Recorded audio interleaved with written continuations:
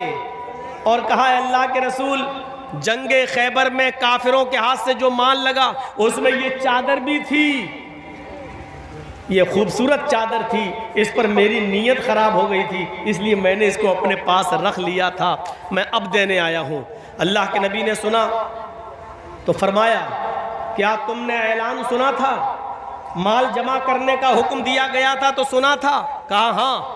तो अल्लाह के रसूल ने क्या कहा, उस ऐलान को सुनने के बावजूद तुम चादर नहीं जमा किए? कहा नहीं। कहा जाओ, अब चादर को जमा करने का वक्त निकल गया, अब इस चादर के हम कितने टुकड़े करेंगे और कितने लोगों को बांटेंगे? अब ये चादर तुम्हारी कबूल नहीं की जाएगी, क्योंकि ऐलान किया जा चुका है, वक्त उसका निकल चुका है, तुमने अपने वक्त से अंदर चादर जमा नहीं की है, अब इस चादर को कयामत के दिन लेकर आना। अल्लाह के रसूल ने उस चादर को कबूल नहीं किया। वो सहाबी बराबर नमाज पढ़ते रहे, रोज़ा रखते रहे, सारी इबादतें करते रहे, तहज्जुद पढ़ते रहे, हर चीज़ की पाबंदी करते रहे। फिर एक मौके पर जंग हुई, उस जंग में वो शिरकत भी किए और मुसलमानों के साथ लड़कर कत्ल भी कर दिए गए, शहीद भी हो गए। सहाबा ने कहा उनके लिए खुशखबरी है, अल्लाह के रसूल देखिए वो लड़ते लड़ते मैदान जंग में शहीद हो गए और शहीद तो जन्नती होता है। अल्लाह के नबी ने फरमाया लेकिन वो जन्नती नहीं है, लड़ते लड़ते शहीद हो गए, उनके बारे में कहा वो जन्नती नहीं है। आपने फरमाया इन्ना शमलतल्लती अखज़हा यौम खैबर लतश्तइलु अलैहि नारा, ये है बुखारी शरीफ की हदीस के अल्फाज। जो चादर उन्होंने तकसीम होने से पहले ले ली थी और ऐलान हो जाने के बाद जमा नहीं की, अपने वक्त के अंदर उन्होंने उस चादर को जमा नहीं किया, वो चादर जहन्नम की आग बनकर उनके ऊपर भड़क रही है। उस चादर की अमानत में खयानत करने की सजा जब तक ये जहन्नम में पा नहीं लेंगे तब तक ये जन्नत में नहीं जाएंगे। वो चादर इस सहाबी के ऊपर जहन्नम की आग बनकर भड़क रही है। वक्त की पाबंदी देखिए आप क्या होती है। उन्होंने वक्त के अंदर चादर जमा नहीं की, एक दो महीने के बाद जब लेके आए तो अल्लाह के रसूल ने फरमाया कि जाओ, अब ये चादर कबूल नहीं की जाएगी, कयामत के दिन लेके आना। वक्त की पाबंदी करना सीखिए, एक एक मिनट बहुत कीमती है। दुनिया में सबसे ज्यादा नाकाम और नाकारा वो इंसान है जो वक्त की पाबंदी नहीं करता है। नबी अकरम सल्लल्लाहु अलैहि वसल्लम ने एक हदीस के अंदर 4-5 चीजें गिनाई है। उन 4-5 चीजों में जानते हो एक चीज आपने क्या फरमाई है, इख्तनिम खमसन क़ब्ला खमसिन। आपने फरमाया 5 चीजों के आने से पहले 5 चीजों को गनीमत जान लो।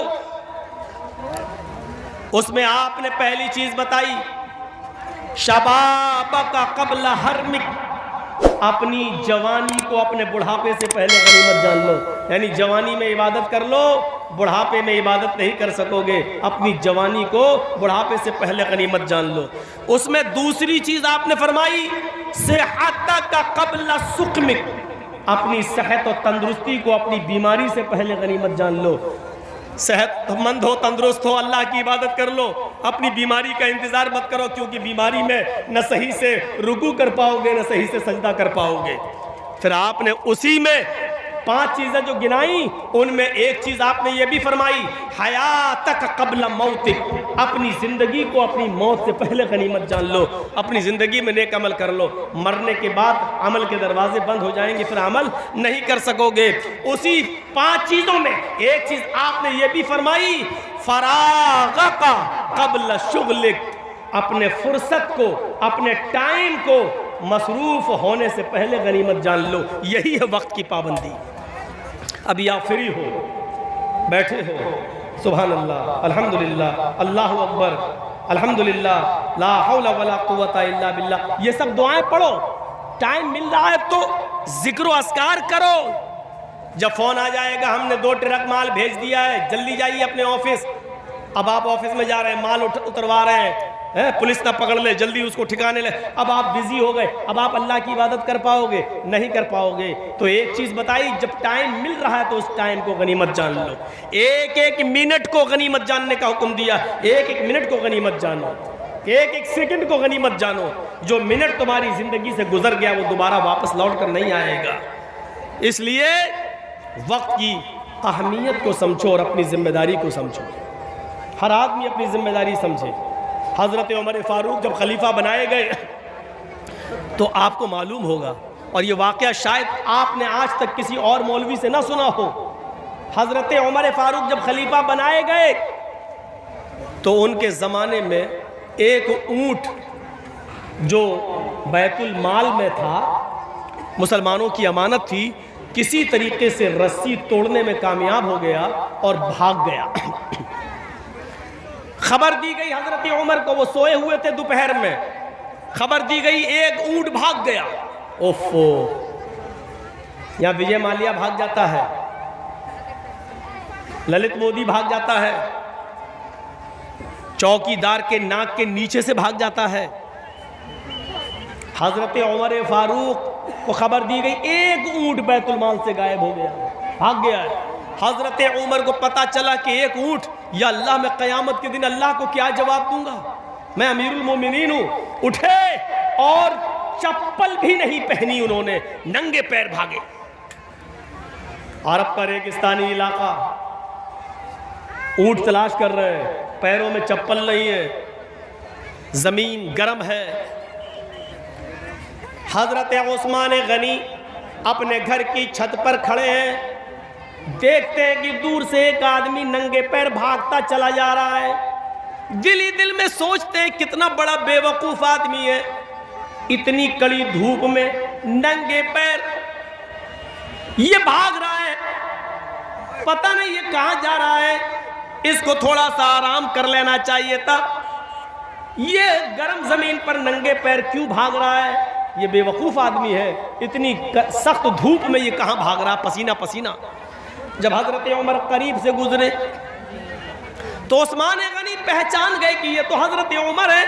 कहने लगे, अमीरुल मोमिनीन, इतनी कड़ी धूप में आप कहां भाग रहे हैं, कहां जा रहे हैं? फरमाया, है उस्मान, बैतुल माल का एक ऊँट गायब हो गया है, वो आगे आगे भाग रहा है, मुझे उस ऊँट को पकड़ के बैतुल माल में जमा करना है। अगर आज वो गायब हो गया तो क़यामत के दिन मैं अल्लाह को क्या जवाब दूंगा? हजरत उस्मान ने कहा, इधर आओ, हमारे घर में हमारे बहुत से नौकर हैं, बहुत से गुलाम हैं, मैं इनको भेज देता हूँ, ये ऊँट पकड़ कर आपके बैतुल माल में जमा कर देंगे। आप आइए और पानी पीजिए, नंगे पैर हैं आप। हजरत उमर ने जो जवाब दिया, मदरसे के जिम्मेदारों सुनो, जलसे के जिम्मेदारों सुनो, तुम्हें अभी एक एक पैसे का हिसाब देना है, मदरसे का, जलसे का एक एक रुपए का हिसाब तुम्हें भी देना है। अगर कोई मांगे तो मना नहीं करना चाहिए। हजरत उस्मान गनी ने जब कहा, आओ ठंडा पानी पी लो, बैठो, मैं अपने गुलामों को भेज देता हूँ, वो ऊँट पकड़ के तुम्हारे बैतुल माल में जमा कर देंगे। हजरत उमर जवाब देते हैं, उस्मान, तेरा पानी तुझे मुबारक हो, तेरे घर की छत की का साया तुझे मुबारक हो। अमीरुल मोमिनीन मैं हूं, तुम नहीं। अगर ऊँट गायब हो गया तो क़यामत के दिन सवाल मुझसे होगा, तुमसे नहीं, क्योंकि जिम्मेदार मैं हूं, तुम नहीं। ये कहकर वो आगे बढ़े और उस ऊँट को जब तक पकड़ नहीं लिया और बैतुल माल में जमा नहीं कर दिया, तब तक उनको नींद नहीं आई। जब बैतुल माल में उस ऊँट को लाए तो बैतुल माल के जिम्मेदारों से पूछा, ये ऊँट कैसे भाग गया? तुमने निगरानी नहीं की, रस्सी तोड़ने में कामयाब कैसे हो गया?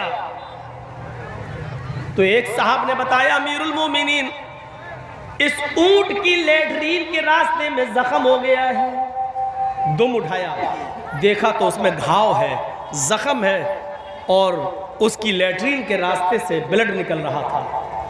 हजरत उमर से कहा, अमीरुल मोमिनीन, ये बैठ नहीं पाता है, जब बैठता है तो इसको दर्द और तकलीफ होती है, इसलिए तकलीफ के अंदर इसने ताकत लगाई और रस्सी को तोड़ने में कामयाब हो गया। हजरत उमर ने कहा, इस ऊँट की लेटरीन के रास्ते में इतना बड़ा जख्म है, ये ऊँट इतना जख्मी हो गया है और अभी तक उसका कोई ख्याल नहीं रखा गया है।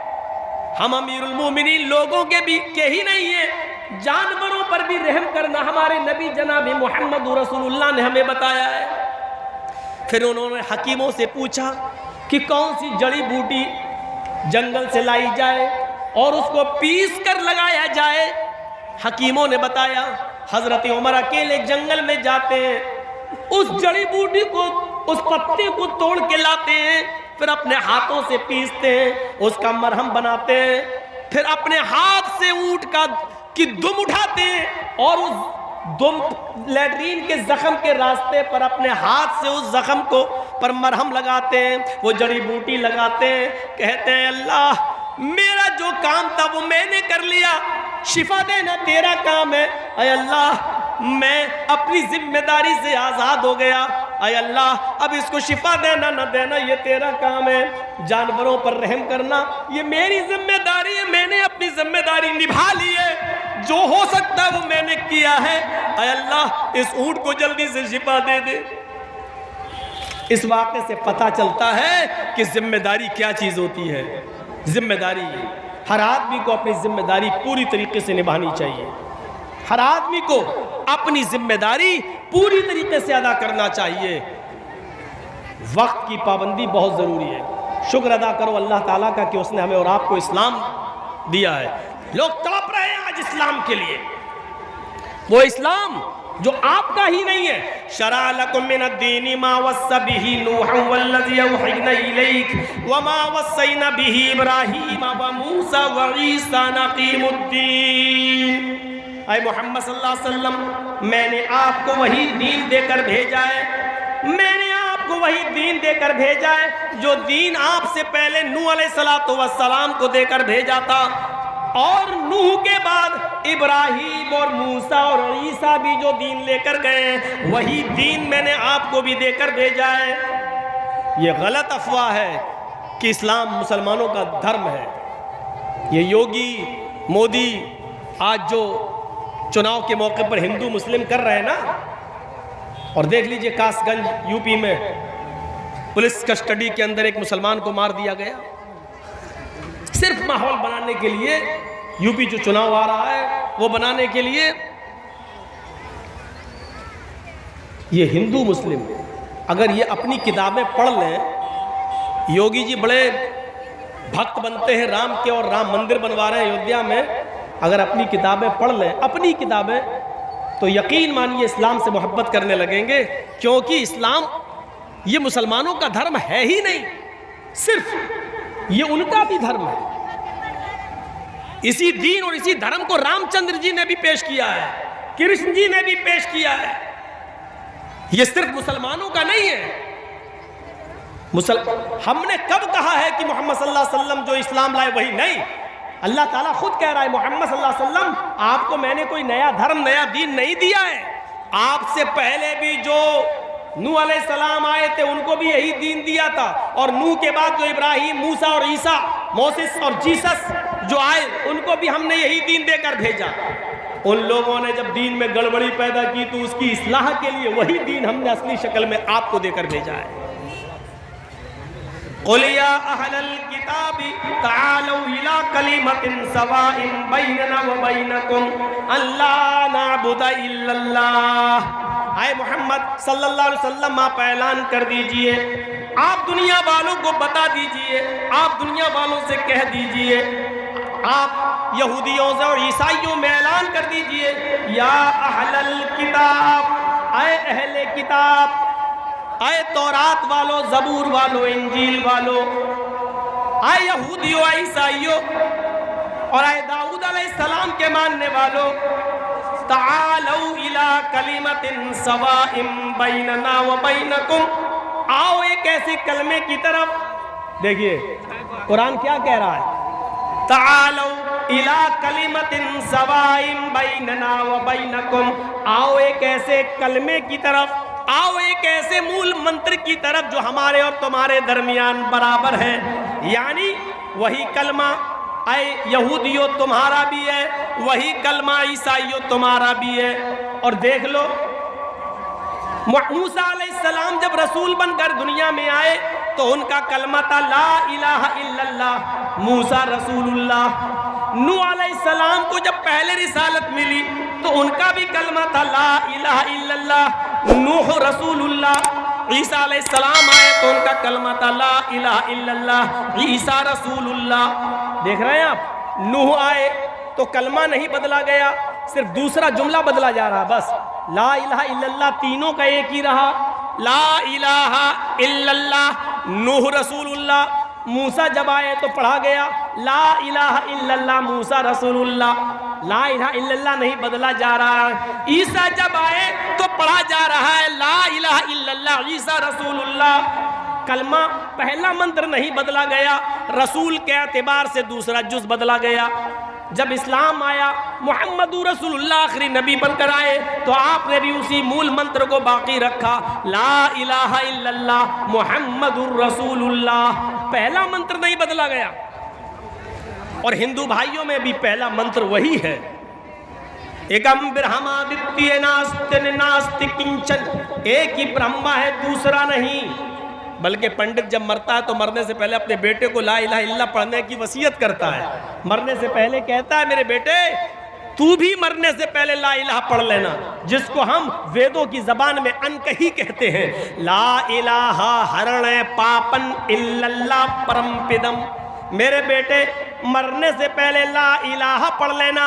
हरणे पापन, जब तू ला इलाहा इल्लल्लाह पढ़ेगा तो तेरे पाप हरण हो जाएंगे, तेरे पाप मिट जाएंगे।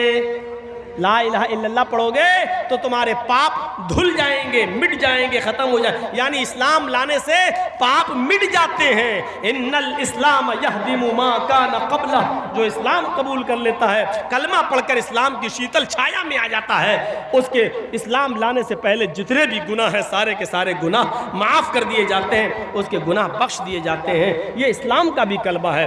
कौन कहता है कि इस्लाम सिर्फ मुसलमानों का धर्म है? कौन सी चीज़ ऐसी है जो हम करते हैं और आपके यहाँ नहीं है? बताइए। हम कलमा पढ़ते हैं, आप भी ब्रह्म सूत्र पढ़ते हैं, हम ला इलाहा इल्लल्लाह पढ़ते हैं, आपके यहाँ पर भी ला इलाहा इल्लल्लाह है। ला इलाहा हरणे पापन इल्लल्लाह परमपिदम, ये क्या है? एकम ब्रह्मा द्वितीय नास्ति नास्ति किंचन, ये क्या है? हम नमाज पढ़ते हैं, आपके यहाँ पर भी साष्टांग है। 8 अंगों को ज़मीन पर रखो, 8 अंगों को ज़मीन पर रखो, यानी नाक और माथा 2, 2 हाथ 4, दोनों घुटने 6 और दोनों पैर 8, यानी सजदा करो। हमारे यहाँ नमाज है तो आपके यहाँ साष्टांग है, यानी सजदे का जिक्र आपके यहाँ पर भी है। बल्कि कृष्ण जी ने अर्जुन को 5 वक्त की नमाज पढ़ने का हुक्म भी दिया श्रीमद् भागवत गीता के अध्याय 6 मंत्र नंबर 10 में। योगी युज्जित सततमात्मानं रासिस्थिता एकाकी अच्युतात्म निराशीर परिग्रह। जब तुम ईश्वर की पूजा करने खड़े हो तो पूरे शरीर का योग कर लो, पूरे शरीर की एक्सरसाइज कर लो। हृदय नमा, सीने पे हाथ रख लो, हृदय दिल नमा, सर को झुका लो सजदे की जगह पर, हृदय दिल हाथ। हिंदू को देखते हो आप, ऐसे करता है मूर्ति के सामने खड़ा ऐसे, ओम भूर्भुवः स्वः। किसी हिंदू को आपने ऐसे ऐसे नहीं देखा होगा, ऐसे ही देखा होगा। क्यों? दिल से इबादत या दिल से पूजा। ये हृदय, जब ईश्वर की पूजा करने खड़े हो तो दिल पर हाथ रख लो। हम लोग भी अल्लाह अकबर कहकर यहाँ हाथ रख लेते हैं।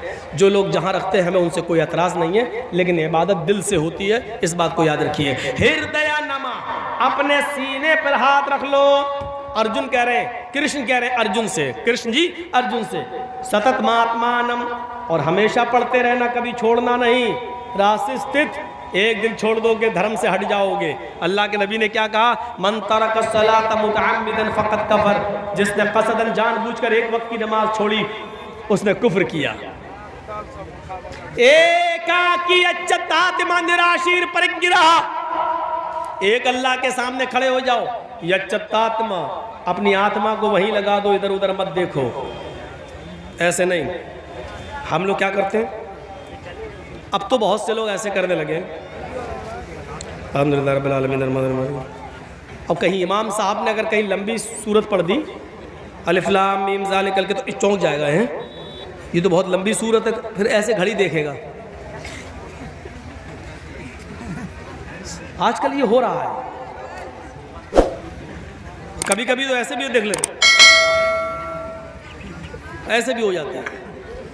जबकि कृष्ण जी अर्जुन से कह रहे हैं यच्युतात्मा, आत्मा वही लगी रहे, दिल इधर उधर नहीं होना चाहिए, एकाकी एक जगह। निराशीर परिग्रह, सारे देवी देवताओं से निराश हो जाना।